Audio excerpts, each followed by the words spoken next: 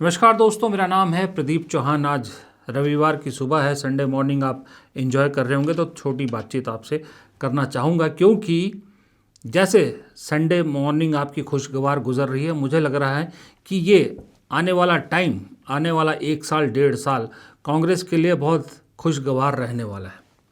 अभी जो 5 राज्यों के चुनाव हो रहे हैं उस पर हम बात करते हैं रोज़। उसमें देखिए, मैं ये मानता हूँ, फ्रैंकली बताऊँ, केरल में जीत, असम में जीत, जीत नहीं तो मुकाबला, पश्चिम बंगाल में अपनी हाजिरी यानी अपने आप को जिंदा दिखाना, तमिलनाडु में अपने सहयोगी के साथ सत्ता में आना और पुडुचेरी में सत्ता हासिल करना।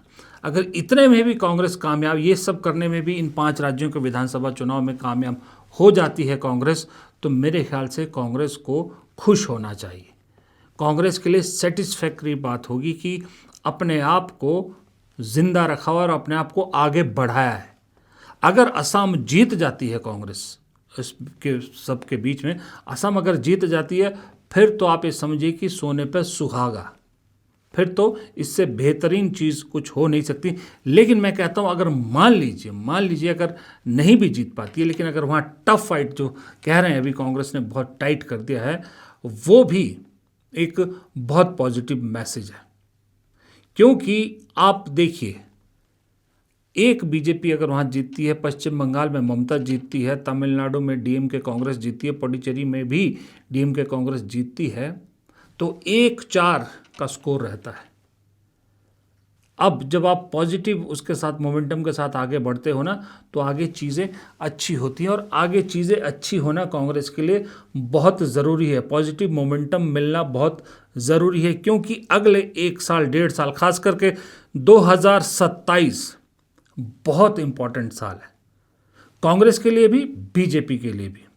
दोनों के लिए ये करो या मरो वाला साल है। खास करके कांग्रेस के लिए बीजेपी से ज़्यादा करो या मरो वाला साल है, क्योंकि 2027 में जो चुनाव है ना, जो विधानसभा चुनाव है, उसमें कांग्रेस की 2029 की जो गाड़ी है पटरी पे चल रही है नहीं चल रही है, ये तय होगी। लेकिन वो कहते हैं ना कि अगर मोमेंटम आपके साथ है ना, तो कुदरत भी सिग्नल अच्छे देती है। कुदरत सिग्नल अच्छे दे रही है। अब गोवा की ये तस्वीर देखिए।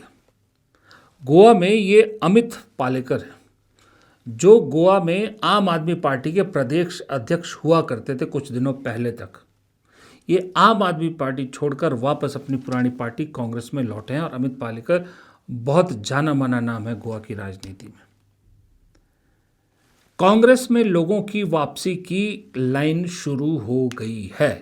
कांग्रेस में लोगों के आने का दौर शुरू हो चुका है, मतलब बदलाव का दौर शुरू हो चुका है। 2027 के शुरुआत में, फरवरी मार्च में बहुत इंपॉर्टेंट चुनाव होने, कहाँ कहाँ पर? गोवा बीजेपी की सरकार है, उत्तराखंड बीजेपी की सरकार है। अगर यहाँ कांग्रेस बाजी मारती है तो बीजेपी की हार होती है, कांग्रेस जीतती है। पंजाब आम आदमी पार्टी से कांग्रेस को सत्ता वापस छीननी ही है, इसके अलावा कोई ऑप्शन है ही नहीं। मणिपुर में कांग्रेस को अपनी सत्ता वापस हासिल करनी है, और मणिपुर जैसे राज्य में जहां बीजेपी के खिलाफ इतनी नाराज़गी है, राहुल गांधी ने वहां यात्रा भी की है, ऐसी परिस्थितियों में भी अगर कांग्रेस ना जीत पाए तो फिर लानत है। लेकिन मुझे लग रहा है कांग्रेस वहां सत्ता में आएगी। और फिर उत्तर प्रदेश को छोड़कर, उत्तर प्रदेश में मैं मानता हूं कांग्रेस सत्ता की दावेदार नहीं है, वहां अखिलेश के साथ मिलकर अच्छा परफॉर्म करना पड़ेगा। लेकिन बाकी मणिपुर, पंजाब, उत्तराखंड, गोवा, ये 4 राज्य ऐसे हैं जहां कांग्रेस सत्ता की दावेदार है। और ऐसा नहीं है कि सिर्फ दावेदार है, सॉलिड दावेदार है।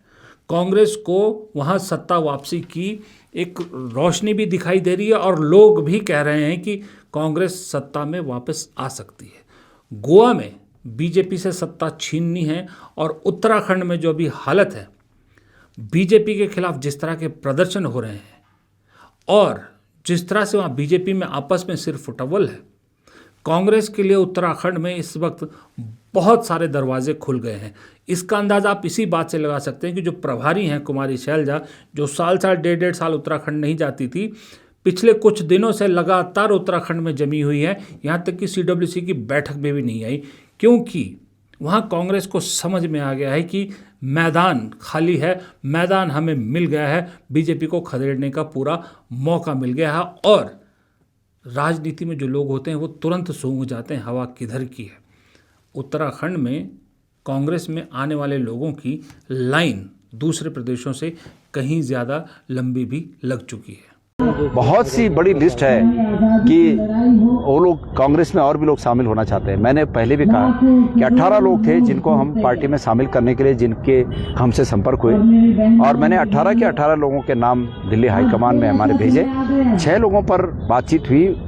समय के साथ साथ और बातें आगे बढ़ रही हैं, और भी जो बाकी लोग हैं उनको भी शामिल किया जाएगा। कांग्रेस पार्टी ज्वाइन करेंगे अब? कौन नेक्स्ट ज्वाइनिंग में संजय नेगी नेक्स्ट पार्टी? हमारा हाईकमान इस पर, उनका भी नाम गया है, तो हाईकमान उस पर विचार करके हमें बताएगा अंतिम रूप में। पूर्व में जो लोग कांग्रेस छोड़ के बीजेपी में चले गए, क्या उनकी वापसी की कुछ संभावना? देखिए, 2 बातें हैं, एक तो जिताऊ और ऊपर से कांग्रेस में हमेशा के लिए टिकाऊ। इन बातों का ध्यान रखते हुए बाकी सबके लिए दरवाजे खुले। ये गणेश गोदियाल जी हैं। अगर कांग्रेस सत्ता में आती है तो मुख्यमंत्री के दावेदार ये भी होंगे। उत्तराखंड, गोवा राज्य बेशक छोटे हैं, राज्य छोटे हैं, पर राजनीति में छोटे बड़े राज्य से नहीं, संदेश पे डिपेंड करता है, संदेश कहाँ तक जाता है। फिर मैंने कहा पंजाब में आम आदमी पार्टी से मुकाबला है, वहाँ बीजेपी गिनती में नहीं है, लेकिन बीजेपी कांग्रेस की गेम खराब करने के लिए इनडायरेक्टली आम आदमी पार्टी को अभी से सपोर्ट करना शुरू कर चुकी है। इस डबल लड़ाई से कांग्रेस को वहाँ लड़ना है। कांग्रेस के पास बाकी राज्यों में तो फिर भी कोई ना कोई बहाना है, पंजाब में हार का कोई बहाना है ही नहीं और ना ऑप्शन है। पंजाब में कांग्रेस की वापसी के अलावा कांग्रेस के पास कोई रास्ता है ही नहीं। उससे 2 काम कांग्रेस के हो जाते हैं। एक तो उत्तर भारत में एक मजबूत राज्य कांग्रेस को मिलता है। ऐसा क्यों कह रहा हूँ मैं? ऐसा इसलिए कह रहा हूँ कि हरियाणा अभी आप हाल फिलहाल में हारे हो, हिमाचल में भी 2027 के आखिरी में चुनाव है, अभी सरकार तो है, लेकिन ईमानदारी से बता रहा हूँ अभी जो हालत है, अभी कांग्रेस की सरकार के रिपीट होने के चांसेस कम है। मैं अभी की हालत में बता रहा हूँ आपको। तो ऐसे में पंजाब जीतना कांग्रेस के लिए बेहद ज़रूरी है। दूसरा, अगर पंजाब में आम आदमी पार्टी को सत्ता से बाहर कांग्रेस करती है तो कांग्रेस आम आदमी पार्टी को देश की राजनीति से ही बाहर कर देती है। पार्टी, लोग कह रहे हैं, ख़त्म हो जाएगी।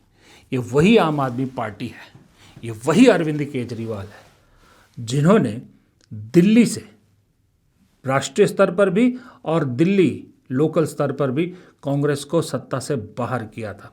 और आज जो मोदी सरकार दिल्ली में बैठी है उसका रास्ता इन्हीं केजरीवाल ने प्रशस्त किया था।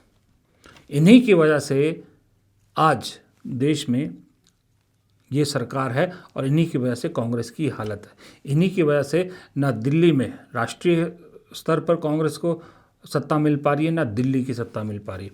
तो बहुत सुनहरा चांस है बदला लेने का, हिसाब बराबर करने का। और फिर मणिपुर का मैं आपको बता ही चुका हूँ, उत्तर प्रदेश का आपका बता ही चुका हूँ। तो 1, 2, 3, 4, 5 राज्य हैं फरवरी मार्च में। 5 में से 4 ऐसे राज्य हैं जहां कांग्रेस थोड़ी मेहनत करे आराम से सत्ता में आ सकती है। और 5 में से 5 राज्य ऐसे हैं, 5 में से 4 राज्य ऐसे हैं जहां अपने कट्टर प्रतिद्वंदियों से बदला ले सकती है। 1 जगह आम आदमी पार्टी से, 3 जगह बीजेपी से। और उत्तर प्रदेश में अगर अखिलेश यादव के साथ कॉम्बिनेशन में अच्छा परफॉर्म करती है तो फिर वो तो फिर वही बल्ले बल्ले है, सोने पे सुहागा है। फिर आइए नवंबर दिसंबर में हिमाचल, गुजरात। हिमाचल में अपनी सत्ता बचानी है, बीजेपी से हारना नहीं है। बीजेपी, क्योंकि अगर हिमाचल में सत्ता पलटी तो बीजेपी सत्ता में आ जाएगी। जो कि आज की डेट में थोड़ा सा मुझे कांग्रेस के लिए मुश्किल लग रहा है आज की डेट में। लेकिन राजनीति में कोई पता नहीं लगता है, सभी 1.5 साल का वक्त है, 1.5 साल में बहुत चीज़ें बदल जाती है। और गुजरात, राहुल गांधी का मिशन तो है गुजरात, राहुल गांधी की तमन्ना तो बहुत है। राहुल गांधी ने पब्लिकली ऐलान भी किया है कि मैम गुजरात हराएंगे, लेकिन उस गुजरात को हराने के लिए क्या कदम उठाए जाएंगे, क्या किया जा रहा है, ये थोड़ा दिखाई नहीं दे रहा। फ्रैंकली स्पीकिंग बताऊँ, मुझे तो नहीं दिखाई दे रहा है कि कुछ ऐसा किया जा रहा है जो आउट ऑफ द बॉक्स हो। हाँ, अंडरग्राउंड कुछ किया जा रहा हो मुझे नहीं मालूम, क्योंकि मैं गुजरात गया नहीं हूँ, गुजरात में काफ़ी वक्त से नहीं गया हूँ। अभी ताज़ा हालात क्या है वहाँ की मुझे नहीं मालूम, अंडरग्राउंड कुछ हो रहा होगा तो कह नहीं सकता। लेकिन ऊपरी तौर पर कोई मेजर एफर्ट नहीं दिख रहा कि जिससे राहुल गांधी जो छाती ठोक के कहते हैं उसको पूरा करने में कोई एफर्ट लगाया जा रहा है। राहुल गांधी ने हर चीज़ गुजरात से शुरू करी, ज़िला अध्यक्षों वाला पूरा सिस्टम गुजरात से शुरू किया, गुजरात में अधिवेशन किया, सब कुछ किया, लेकिन फिर हर बार मुझे राहुल गांधी अकेले ही नज़र आते हैं। जो गुजरात में चीज़ों को आगे बढ़ा सकते हैं वो चेहरे मुझे कहीं दूसरी या तीसरी पंक्ति में खड़े नज़र आते हैं। जो फ्रंट पंक्ति में होते हैं वो राहुल गांधी के आसपास ऐसे लोग होते हैं जो घिसे पिटे चेहरे हैं, चले हुए कारतूस हैं। मुझे नहीं मालूम किस स्ट्रेटेजी पे काम कर रही है, लेकिन आखिरी में जो 2 चुनाव है वो ज़्यादा मुश्किल है कांग्रेस के लिए बनिस्बत जो 27 के शुरुआत में 5 चुनाव हैं। तो जो कंपनसेट करना है पहले वाले चुनाव पे कर लीजिए। 10 महीने का वक्त है, 10 महीने, इन 10 महीनों में तुरंत इन 5 विधानसभा चुनाव निपटने के बाद मुझे लगता है पार्टी को स्ट्रेटेजिकली काम पे जुट जाना चाहिए। जो टीम्स बनानी है दे दीजिए। असम में एक बड़ी गलती करी कांग्रेस ने कि असम में जो चुनाव बदल सकता था आराम से, बहुत मेजर तरीके से बदल सकता था, वहाँ कांग्रेस ने ये गलती करी कि उन्होंने लेट कदम उठाए। प्रियंका गांधी वाली जो टीम बनाई वो भी थोड़ी लेट बनाई, प्रभारी जो बनाया थोड़ी लेट, हर चीज़ मतलब थोड़ी देरी कर दी। अगर कहीं वो सारी चीज़ें 1 महीना पहले हुई होती तो आज सट्टा बाजार हो चाहे सर्वेज होता, सब में कांग्रेस आगे रहती। पर फिर भी आखिरी मोमेंट में जो कांग्रेस ने दम लगाया है, दम दिखाया है, वो भी काबिले तारीफ़ है। उसी मोमेंटम को अब अगले 5 राज्यों में तुरंत शिफ्ट करना होगा। फिलहाल इस संडे के छोटे से वीडियो में इतना ही। प्रदीप चौहान को दीजिए इजाज़त। नमस्कार।